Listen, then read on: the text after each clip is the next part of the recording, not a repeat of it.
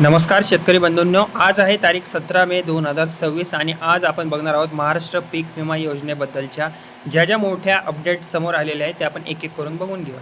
आता राज्यातील लाखो शेतकरी अजूनही खरीप 2025च्या पीक विमा भरपाईच्या सध्या प्रतीक्षेत आहेत आणि अनेक जिल्ह्यांमध्ये अजूनही विम्याचे पैसे खात्यात जमा झालेले नाही आहेत। ओके, सर्वात आधी मोठी बातमी म्हणता येईल, अपडेट म्हणता येईल की अतिवृष्टी आणि सततच्या पावसामुळे नुकसान झालेल्या शेतकऱ्यांनी सरकारकडे तात्काळ विमा रक्कम देण्याची मागणी केलेली आहे। विशेषतः कोणकोणत्या ठिकाणी मराठवाडा आणि विदर्भातील शेतकरी मोठ्या अडचणीत असल्याचे सांगितले सुद्धा जात आहे।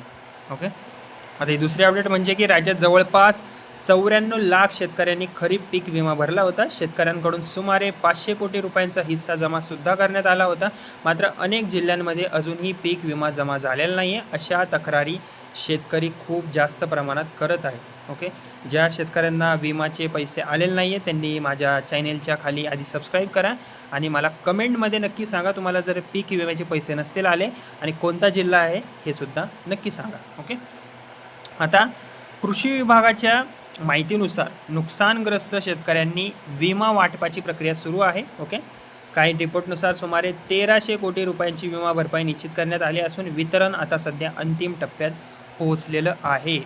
ओके, नंतरची अपडेट आहे परभणी, नांदेड आणि धाराशिव आणि छत्रपती संभाजीनगर या भागांमध्ये पीक विमा उशिरा मिळत असल्याने शेतकरी सध्या बरेचसे नाराज आहेत। काही ठिकाणी आंदोलनाचा इशाराही देण्यात आलेला आहे। ओके, आता जी नवीन महत्त्वाची अपडेट म्हणता येईल ती आहे की राज्य सरकारने सुधारित पीक विमा योजना सध्या लागू केली आहे। 1 रुपयात पीक विमा योजना जी होती ती आता बंद करण्यात आलेली आहे। ओके, नवीन नियमानुसार काय इथे तुम्ही वाचू सुद्धा शकता। ओके, खरीप पिकांसाठी शेतकरी हिस्सा 2% राहणार, रब्बी पिकांसाठी 1.5% आणि नगदी पिकांसाठी 5% प्रीमियम आता शेतकरी बंधूंना भरावा लागणार आहे आणि उर्वरित रक्कम केंद्र आणि राज्य सरकार ही भरणार आहे।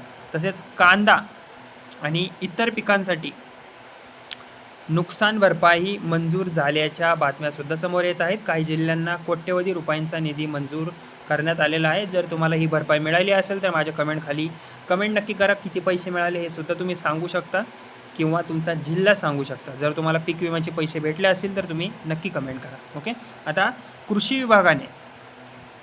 विभागाने शेतकऱ्यांना महत्त्वाची सूचना दिलेली आहे। पीक नुकसान झाल्यानंतर 72 तासांच्या आत विमा कंपनी किंवा कृषी विभागाकडे तक्रार नोंदवणे आवश्यक आहे शेतकऱ्यांसाठी। वेळेत जर तुम्ही तक्रार केली नाही तर तुम्हाला क्लेम मिळणार नाही किंवा तुमचा क्लेम हा अडकू शकतो। ओके, तर शेतकरी बंधूंनो, या होत्या आजच्या अपडेट्स। अशाच महाराष्ट्र पीक विमाच्या रोजच्या लेटेस्ट अपडेट आणि बातम्यांसाठी व्हिडिओला माझ्या लाईक करा आणि माझं बडी नावाचं चॅनल आहे त्याला तुम्ही फ्रीमध्ये सबस्क्राईब करा। ओके, आणि बेल आयकॉन नक्की दाबा।